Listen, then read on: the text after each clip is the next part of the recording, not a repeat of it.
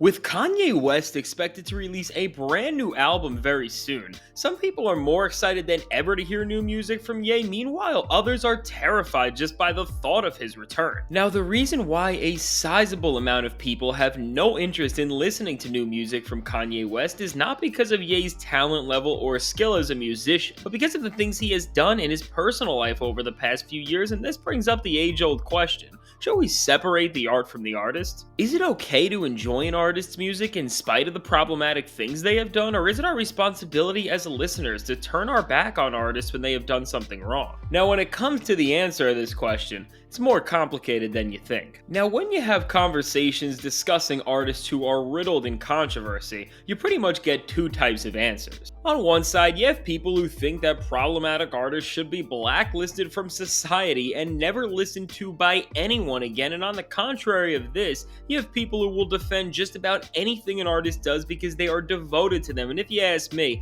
this all or nothing way of thinking is heavily flawed. Just because your favorite album is Graduation doesn't mean you have to defend everything Kanye West does, and just because of the horrible things somebody like Chris Brown has done doesn't mean anybody who even listens to his music is terrible. The way conversation around these artists has pushed people into corners like these, making the most drastic and dramatic statements possible, has made us lose the ability to find the real answer to this question. The lines between the art we enjoy and the creator behind them have never been more blurred, and this is the problem. Now, because of the proximity we have to celebrities as a result of social media and the internet, we feel so connected to not just their work, but their personal lives, and this has made us lose sight of where the artist disconnects from the art they release. There's a misconception today where people are tying together being a great artist with being a great person, and this is just blasphemous. Almost any time you hear a name like Kanye West or Michael Jackson get praised for their musical brilliance, you will have somebody try to tell you they are not great artists because of what they have done in their personal lives, and this doesn't really make any sense. Kanye West is not a worse rapper or producer because he says something highly offensive, he's just unhinged. Kanye's music is just as good as it always has been despite anything he has done in his personal life, because the enjoyment you get listening to your favorite album by Kanye, or any problematic artist for that matter, doesn't inherently change because of what questionable choices they have made, because the art exists by itself. When an artist's questionable moral choices come to our attention, this doesn't mean they are less talented or gifted than we thought, it just means they are a crappier person. Bad people can be good artists the same way good people can be bad artists. So understanding that the creator's personal life and artistic prowess are two isolated things,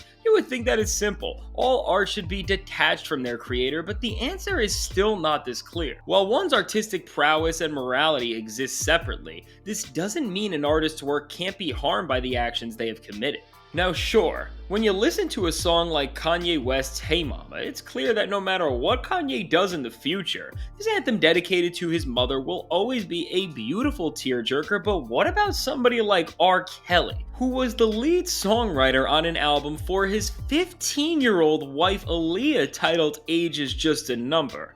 Ew! Dude! What the fuck? You begin to see the problem. In a case like this, while in theory the art and artist do exist in separation of each other, this does not mean that they never intertwine, and this is what we see throughout most of R. Kelly's musical catalog. When you hear one of R. Kelly's serenading love anthems, knowing what was going on in his head while he was writing it, while the music still sounds good, the twisted morality of his actions is directly reflected in most of his discography, and this is why his catalog is forever tainted for myself. When an artist's dark side is directly expressed in their music, it's impossible to not separate their work from their personal lives, and this is what makes this conversation so complicated. Now, is the music somebody like R. Kelly made objectively worse? Technically no, because nothing has actually changed about it, but this does not mean that a work of art can't be ruined due to the behavior of its creator. So when we ask the question, should we separate the art from the artist? My answer is yes and no, and the reason why is because while the music and personal choices of somebody exist in separation,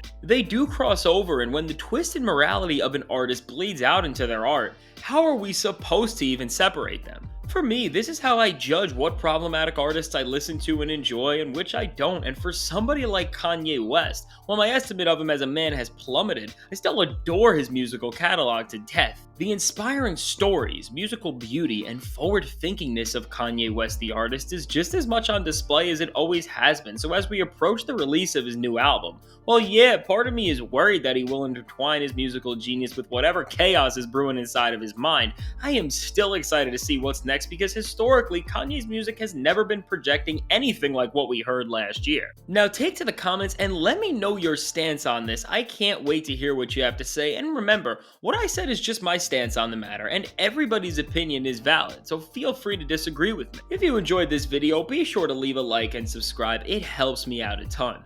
Thank you for watching. Mr. F, Fantastic Hip Hop. Catch you in the next video.